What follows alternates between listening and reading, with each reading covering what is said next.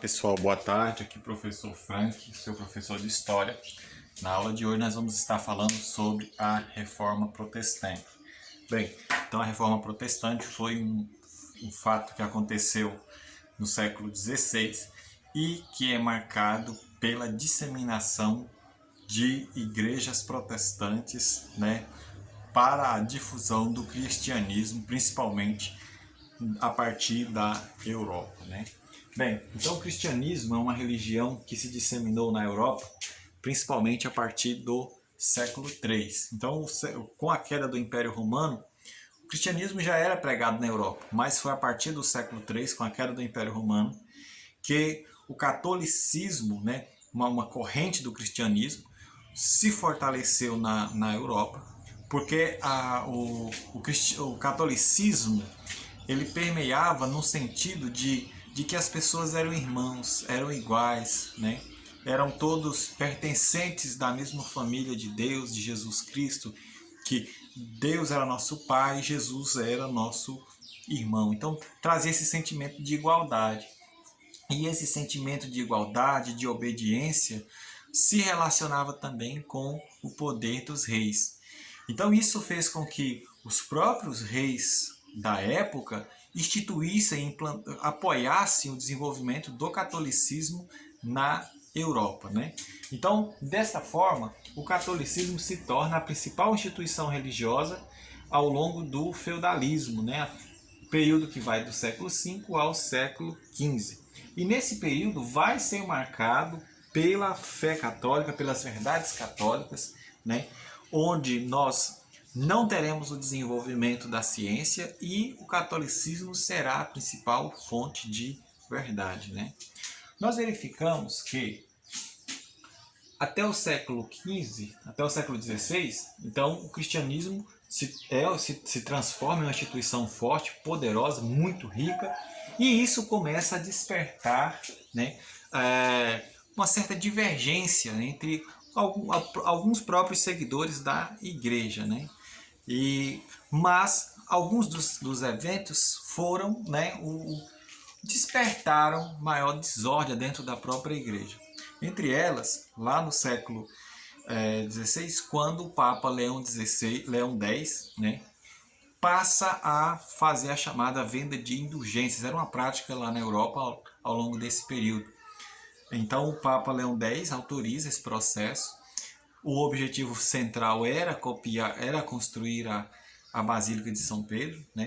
E o que seria essa venda de indulgências? Muitas das vezes,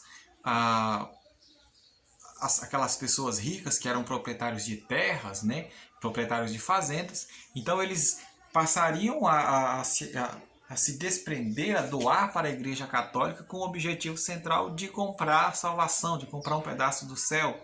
Então muitos daqueles que tinham dinheiro, já compravam o perdão dos seus pecados, doando posses à igreja, doando propriedades, e assim a Europa foi acumulando riquezas.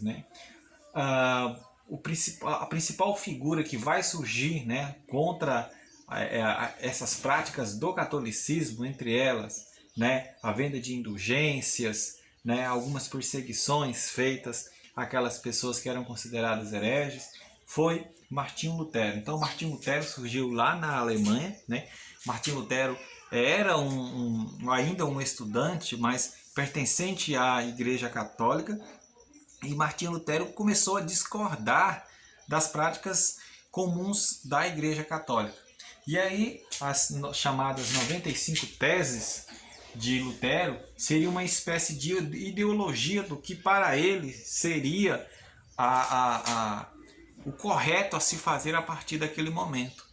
Então, o que Martinho Lutero defendia? Martinho Lutero defendia que algumas das questões que eu vou mencionar aqui. Então, Martinho Lutero defendia que a Bíblia fosse traduzida para as diferentes línguas, a partir de que qualquer pessoa conseguisse fazer a leitura da Bíblia, coisa que durante o cristianismo não ocorria. Então a Bíblia ela era apenas em latim, porque segundo os católicos a palavra tinha que vir da forma correta, a interpretação tinha que vir da forma correta, e só a igreja fazia essa interpretação. E aí Martinho Lutero discordava desse processo. Ele acreditava que era necessário que qualquer pessoa fizesse a leitura da Bíblia. Outra situação que era comum e que Martinho Lutero vai ser totalmente contra é a devoção a santos, né? Então ele acreditava que a devoção deveria ser feita apenas a Deus. Santos eram pessoas que tinham vivido na terra. Então para ele não tinha necessidade de se ter devoção a pessoas que tinham vivido na terra, porque essas pessoas eram pecadores como outros, né? E uma outra prática que se tinha, que o Martinho Lutero era contrário, era de que, por exemplo, né, a venda de alguns objetos que foram pertencentes a alguém importante dentro do catolicismo. Então, uma vestimenta de um santo, um pedaço de algo. Então isso tinha uma certa valoração muito grande, essa compra desses objetos. Então Martinho Lutero era totalmente contra este processo, né? Então Lutero foi perseguido ao longo de toda a sua vida, mas não foi morto, né? E Martinho Lutero vai ser o pai da difusão do protestantismo, né? Vai fundar a Igreja Luterana e alguns burgueses vão proteger Martinho Lutero para que ele continue vivo, né? Uma outra corrente importante vai ser o calvinismo.